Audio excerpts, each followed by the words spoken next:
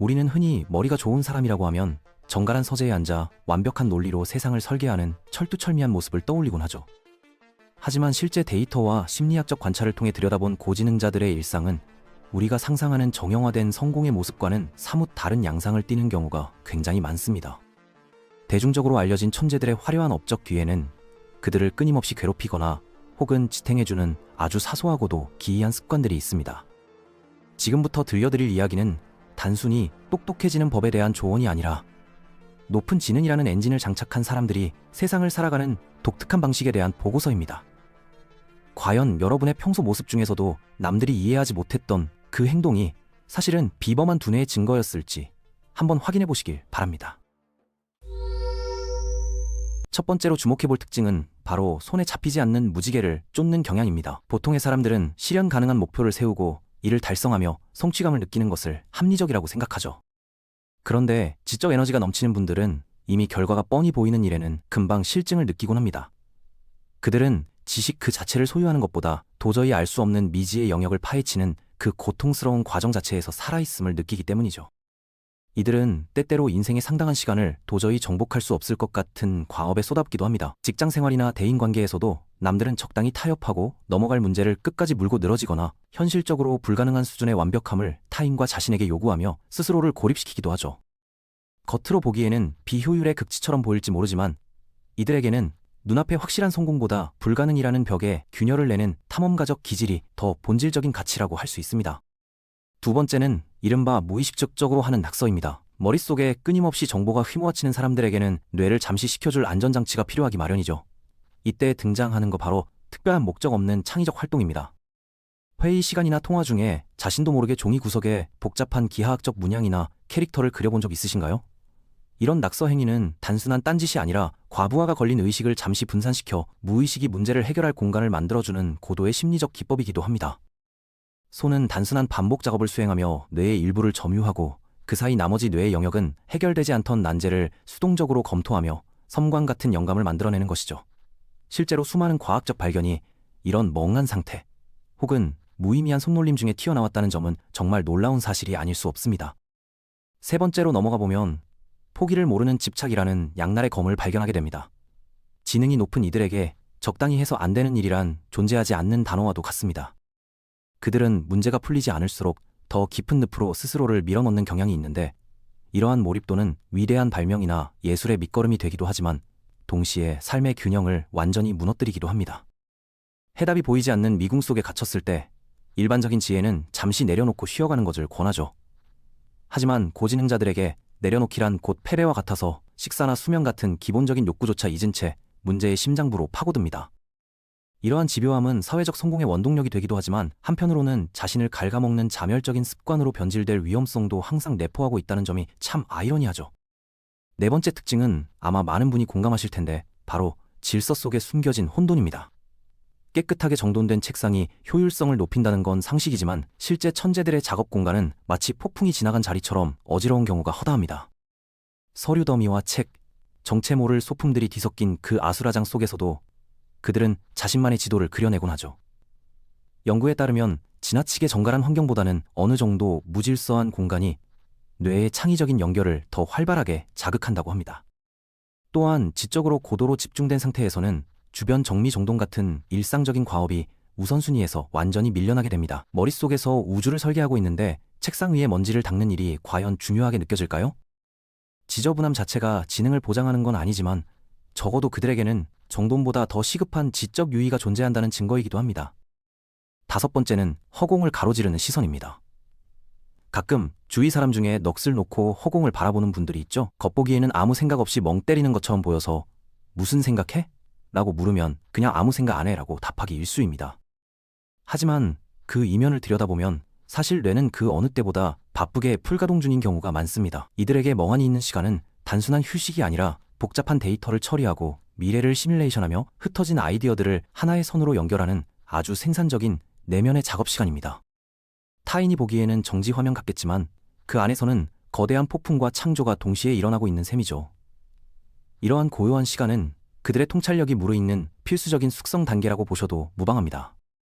6번째는 조금 독특한 신체적 습관인데 바로 차가운 물과의 조호입니다. 아침에 일어나 따뜻한 물로 몸을 녹이는 평범한 루틴 대신 굳이 고통스러운 찬물 샤워를 선택하는 이들이 의외로 많습니다. 이는 단순한 자기개발적 강박이 아니라 뇌의 각성 상태를 극대화하려는 본능적인 선택에 가깝습니다. 갑작스러운 저온의 자극은 신체에 일종의 긍정적인 충격을 주어 도파민과 노르아드레날린 수치를 즉각적으로 끌어올립니다. 정신을 번쩍 들게 만드는 것은 물론이고 하루 종일 유지될 고도의 집중력을 예열하는 과정인 셈이죠. 똑똑한 사람일수록 자신의 인지 능력을 최상의 상태로 유지하기 위해 이런 물리적인 자극조차 도구로 활용한다는 점이 참 대단하지 않나요? 7번째는 논쟁을 대하는 열린 태도입니다. 보통 사람들은 자신의 의견이 부정당하면 불쾌감을 느끼고 방어적인 태도를 취하게 됩니다. 그러나 지능이 높은 이들은 논쟁을 승패의 문제가 아니라 지적 지평을 넓히는 스포츠처럼 즐기는 경향이 있습니다. 심지어 자신이 믿지 않는 반대편의 입장조차 마치 자기 것인 양 논리적으로 방어하며 토론의 깊이를 더하기도 하죠. 그들에게 중요한 것은 누가 맞느냐가 아니라 어떤 논리가 더 견고하냐입니다. 타인의 날선 비판 속에서 자신의 논리적 허점을 발견하는 순간 그들은 기분이 나빠지기보다 오히려 새로운 지식을 습득했다는 희열을 느낍니다. 갈등을 회피하기보다는 정면으로 마주하며 그 안에서 진리를 추출해내려는 이들의 습관은 결과적으로 그들을 더욱 넓은 시야를 가진 현자로 만들어주는 핵심 동력이 됩니다. 8번째는 현실적인 제약이기도 한 정적인 생활 방식입니다. 우리는 성공한 사람들이 늘 에너제틱하게 움직일 거라 생각하지만 고도의 지적 활동은 필연적으로 앉아있는 시간을 강요합니다.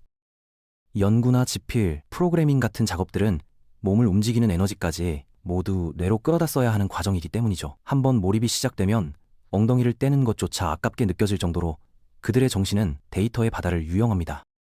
비록 건강에는 좋지 않을 수 있지만 지적인 만족감이 육체적 피로를 압도해버리는 것입니다. 스스로도 가끔은 밖으로 나가 뛰어야 한다는 사실을 인지하면서도 당장 눈앞에 창의적인 퍼즐을 맞추는 즐거움이 그들을 다시 의자에 묶어두는 셈입니다. 9번째는 철저함을 넘어선 과잉 준비입니다. 똑똑한 사람들은 돌발 변수를 혐오하는 경향이 있습니다. 그래서 어떤 일을 시작하기 전에 일어날 수 있는 거의 모든 시나리오를 검토하고 대비책을 세우죠. 예를 들어 새로운 취미를 시작하더라도 일단 현장에 뛰어들기보다 관련 서적 수십 권을 독파하고 이론적인 완벽함을 먼저 갖추려 합니다. 이러한 성향은 실수를 줄여주지만 동시에 분석의 함정에 빠지게 만들기도 합니다. 스스로 100% 준비되었다고 확신할 때까지 행동을 미루다 보니 정작 중요한 기회를 놓치거나 시작조차 못하는 경우가 생기는 거죠. 남들이 보기엔 충분히 유능한데도 정작 본인은 아직 부족해 라고 말하며 무대 뒤에서 연습만 반복하는 모습. 고지능자들에게서 흔히 볼 수 있는 안타까운 풍경이기도 합니다. 10번째는 다소 엉뚱한데 무결점 상태에서의 문제 창조입니다. 해결해야 할 과제가 없으면 지루함을 견디지 못하는 뇌가 스스로 가상의 적을 만들어내는 현상입니다. 평온한 일상 속에서도 굳이 일어나지 않을 최악의 상황을 가정하거나 남들은 신경도 안 쓰는 사소한 단서에서 거대한 음모론이나 문제점을 찾아내어 분석하기 시작합니다. 이런 성향은 위기관리 능력을 키워주기도 하지만 불필요한 불안감을 조성하거나 주변 사람들을 피곤하게 만들 수도 있습니다.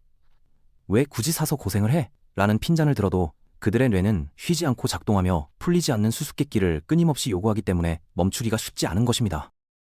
11번째는 의외의 반전인 반복되는 실패의 패턴입니다. 아이러니하게도 똑똑한 사람일수록 한번 실패한 방식에 더 강하게 집착하는 경우가 있습니다.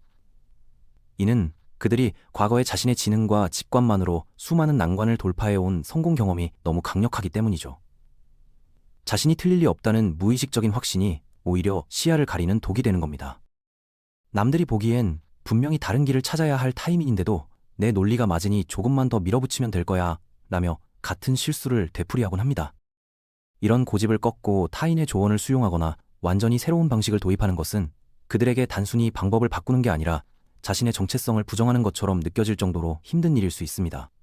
하지만 이 높은 벽을 넘어서는 순간 그들은 진정한 한 단계 위의 성장을 경험하게 됩니다.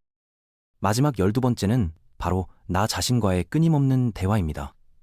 길을 가다가 혹은 혼자 방 안에 있을 때 중얼중얼 혼잣말을 하는 분들, 사실은 그게 내가 아주 활발하게 돌아가고 있다는 신호라는 사실을 알고 계셨나요? 머릿속에 떠다니는 수만 가지 아이디어를 논리적으로 정렬하기 위해 입 밖으로 내뱉어 소리 정보로 치환하는 과정인 셈입니다. 복잡한 수식을 풀거나 중대한 결정을 내릴 때 혼잣말을 하면 인지적 부하가 줄어들고 집중력이 향상된다는 연구 결과도 있습니다. 스스로에게 질문을 던지고 스스로 답하는 이 과정은 내면의 또 다른 자아와 함께 브레인스토밍을 하는 것과 다름없습니다. 혹시 누군가 여러분의 혼잣말을 이상하게 본다면 당당해지셔도 좋습니다. 그것이야말로 당신의 두뇌가 남들보다 더 치열하게 고민하고 있다는 움직일 수 없는 증거이니까요. 지금까지 지능이 높은 사람들이 가진 12가지 독특하고도 기묘한 습관들을 살펴보았습니다. 어떤가요? 여러분의 모습과 닮은 점이 좀 있으셨나요? 우리가 흔히 이상하다거나 유별나다고 치부했던 행동들이 사실은 고도의 지적 프로세스가 밖으로 표출된 결과물일지도 모릅니다. 세상의 기준에 억지로 맞추려 하기보다 내 안에 이런 독특한 엔진이 어떻게 작동하는지 이해하고 받아들일 때 우리는 비로소 자신의 잠재력을 온전히 발휘할 수 있을 것입니다. 시청해주셔서 감사드리며 더 흥미진진한 주제로 돌아오겠습니다.